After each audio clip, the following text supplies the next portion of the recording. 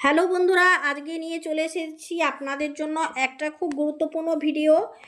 আমরা অনেক সময় কি করি, লেবুটা একটু খারাপ হয়ে গেলে, পচে গেলে, একটু নরম হয়ে গেলে, কিংবা লেবুটা এমনি ছাড়িয়ে খেয়ে এর খোসাটাকে ফেলে দিই। কিন্তু এর খোসাটা যে কত কাজের সেটা আজকে আমি আপনাদের ভিডিওতে দেখাবো। বন্ধুরা, এই লেবুর খোসা আপনারা কি জানেন, পানের এক বিশেষ মশলা হিসেবে ব্যবহার করা হয়। পানটা খেতে আরও ভালো লাগে, কিন্তু এখন এমনি খান একটু হালকা কষা তেতো স্বাদের লাগবে, কিন্তু এটা খাবার একটা বিশেষ প্রসেস আছে। লেবুর খোসাকে খুব ভালো করে ছোট ছোট করে কুচি কুচি করে কেটে রৌদ্রে শুকিয়ে নেন। এর রসটা যত মরবে, এর কষা এবং তেতো স্বাদটা ততটাই নষ্ট হবে। তো বন্ধুরা, এই লেবুর খোসাটা আমরা বিভিন্নভাবে কাজে লাগাতে পারি, তাই লেবুর খোসাটাকে প্লিজ ফেলবেন না। এই খোসাতে আছে প্রচুর পরিমাণে ভিটামিন সি, যেটা আমাদের জন্য খুব উপকারী।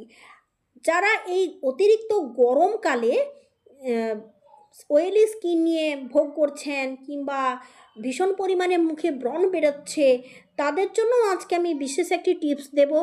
যাদের চুলে ভীষণ পরিমাণে খুশকি আছে এবং খুশকিতে তাদের চুল নষ্ট হয়ে যাচ্ছে, পাউডারের মতো খুশকি উঠছে, চাপ চাপ খুশকি উঠছে, তাদের জন্য লেবুর খোসা কিন্তু ভীষণ ইম্পর্ট্যান্ট। পুরো ভিডিওটা দেখতে থাকুন, আর কিভাবে কি ইউজ করবেন, কিভাবে অ্যাপ্লাই করবেন আমি আপনাদের বলে দেব। লেবুটা একটু নরম হয়ে গেছে, খাবার উপযুক্ত নয়, লেবুটা ফেলে দিতে পারেন, কিংবা খোসাটা কিন্তু আপনারা ফেলবেন না। এই খোসাতে রয়েছে প্রচুর পরিমাণে ক্যালসিয়াম। লেবুর খোসা কোনো মতেই ফেলবেন না, টুকরো টুকরো করে কেটে নিন লেবুর খোসাকে। কড়া রোদ্রে 3 থেকে 4 দিন পেপারে মিলে হালকা করে শুকিয়ে নেন, কিংবা শুকনো কাপড়ে মেলে শুকিয়ে নেন। বন্ধুরা, পানির একটা বিশেষ মশলা হলো লেবুর খোসা। এখনো পর্যন্ত অনেকেই খান। বন্ধুরা, লেবু খোসার চা আপনি যদি খান, আপনার শরীরের অনেকখানি ওজন কমবে বলে সেটা জানেন। আপনার যদি পেট ফোলা রোগ আছে, হজমে সমস্যা আছে, পেট ফুলে যায় খাবার খেলে, কোনো মতে শরীরে হজম হয় না, অ্যাসিডিটি প্রচুর, তো এই খোসার চা খান। বন্ধুরা, আপনি এই লেবুর খোসাকে ভালো করে শুকনো করে গুঁড়িয়ে চায়ের লিকারের সঙ্গে দিয়ে দেন, কিংবা চায়ের পাতার সাথে মিশিয়ে রাখতে পারেন।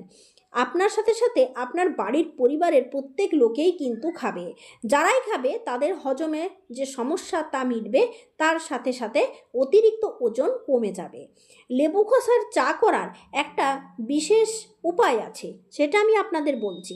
প্রথমে পরিমাণ মতো জল দেন, কয়েকটা লেবুর খোসা, শুকনো খোসা কিংবা তাজা খোসা দিয়ে দেন। শুকনো খোসা দিলে এর স্বাদটা একটু বেশি হয়, সুগন্ধটাও ছাড়ে। আর তার সাথে দিয়ে দেন একটু আদা, বাস আর কিছু লাগবে না। না লাগবে চা, না লাগবে চিনি। এরপর খুব ভালো মতো এটাকে ফুটিয়ে ফুটিয়ে কালার আনুন। লেবুর খোসার মতো একদম কালারটা এসে যাবে, লেবুর খোসাটা ভালো মতো সেদ্ধ হয়ে যাবে। এরপর এটাকে ভালো করে একটু ঢেকে রাখুন।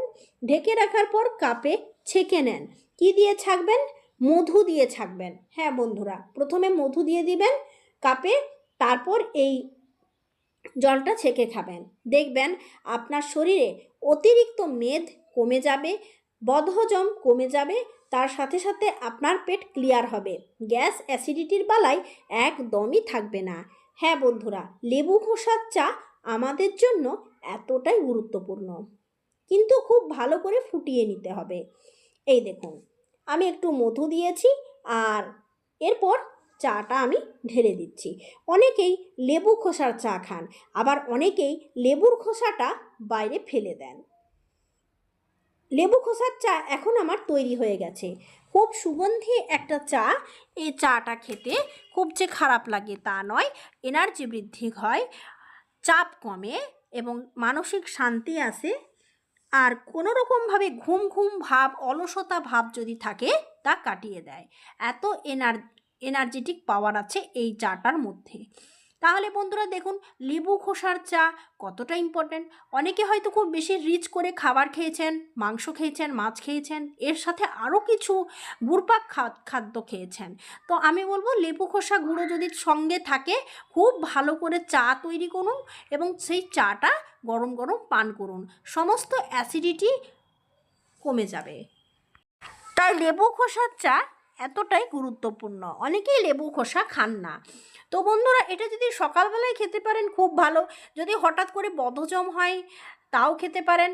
ভাত খেয়ে খেতে পারেন, তাহলে গুড়পাক খাদ্য যদি খান সেটা সহজেই হজম করে দেবে এবং পেট ক্লিয়ার রাখবে, অ্যাসিডিটি গ্যাস হতে দেবে না। এর সাথে একটু গোলমরিচের গুঁড়ো নিতে পারেন।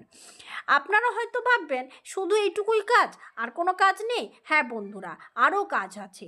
এই তাজা লেবুর খোসাকে একদম নষ্ট হতে দেবেন না। এই লেবুর খোসা ভালোভাবে সেদ্ধ করুন। আপনি হয়তো আপনার কিচেনে বা রান্নাঘরে অনেকক্ষণ ধরে রান্না করছিলেন, মাছ মাংস এগুলো রান্না করছিলেন, কিংবা ঘরটা দুর্গন্ধ ছেড়ে গেছে বলে মনে হচ্ছে। বন্ধুরা, এই খোসাকে সেদ্ধ করে জল তৈরি করুন। কিছুক্ষণ পর দেখবেন আপনার রান্নাঘরটা সুগন্ধে ভুরভুর করছে। আপনি যদি চান তাহলে এই জলটা স্প্রে করতে পারেন রান্নাঘরের আনাচে কানাচে, তাহলে সুগন্ধে ভরপুর হবে এবং আপনার রান্নাঘরে কেউ বুঝতে পারবে না আপনি কি রান্না করেছেন। কোনো রকম আষ্টে গন্ধকে দূর করতে খুব তাড়াতাড়ি সক্ষম।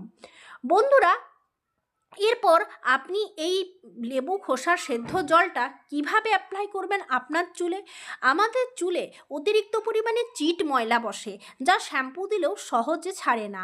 তো সেক্ষেত্রে আমরা 2, 3টা কিংবা তার বেশি শ্যাম্পু দিয়ে ওয়াশ করি, কিংবা এরকমও অনেক সময় হয় শ্যাম্পুটা হয়তো চুলে কাজেই লাগলো না, সাবান দিতে হলো চুলে। এবং খুশকির যদি পরিমাণ খুব বেশি বেড়ে গেছে, খুশকি ময়লা সহজেই দূর করবে এই লেবু খোসার জল। আর এতে প্রচুর পরিমাণে ভিটামিন সি আছে, যা আমাদের চুলের গোড়াকে মজবুত করে, চুল উঠতে দেয় না, অতিরিক্ত খুশকিকে বিদায় দেয় সারা জীবনের মতো। তাই বন্ধুরা, এই জলটা ভালোভাবে ঠান্ডা করুন এবং আপনি টোনারের মতো সারা জায়গায় স্ক্যাল্পে স্প্রে করতে পারেন, কিংবা হাতে করে তেলের মতো পুরো চুলে মেখে নিতে পারেন। কিংবা আরও একটা উপায় আছে, এর সাথে সামান্য পরিমাণে শ্যাম্পু মিশিয়ে নেন এবং পুরো চুলে ভালোভাবে লাগিয়ে কিছুক্ষণ রেখে দেন। বন্ধুরা, এটা করলে আপনার চুলের তেল চিটানি ময়লা ভাব আগে দূর হবে, তার সাথে সাথে খুশকিটা একেবারেই চলে যাবে। যে কোনো শ্যাম্পু আপনি ব্যবহার করতে পারেন, চুলটাকে খুব কন্ডিশন করবে, চুলকে নরম রাখবে এবং তার সাথে সাথে চুলের গোড়াকে মজবুত করবে। এরপরে আরও এর একটা ব্যবহার আপনাদের আমি বলছি। দেখুন, এই লেবু খোসার জল তাদের জন্যই যাদের মুখ খুব বেশি পরিমাণে অয়েলি হয়, তারা এই জলটা দিয়ে মুখটা ধুতে পারেন, কিংবা স্প্রে করতে পারেন, কিংবা তুলো দিয়ে ভিজিয়ে গোটা মুখে টোনারের মতো লাগিয়ে রাখতে পারেন। এইভাবে শ্যাম্পু করলে চুলের খুশকি দূর হয়। আর এরকমভাবে মুখে লাগালে মুখের অতিরিক্ত ব্রণ, অয়েলি ভাব, তারপর একটা ব্রণের দাগ, তাও চলে যায়। এত উপকারী। এইভাবে লেবুর খোসা ব্যবহার করুন। ধন্যবাদ।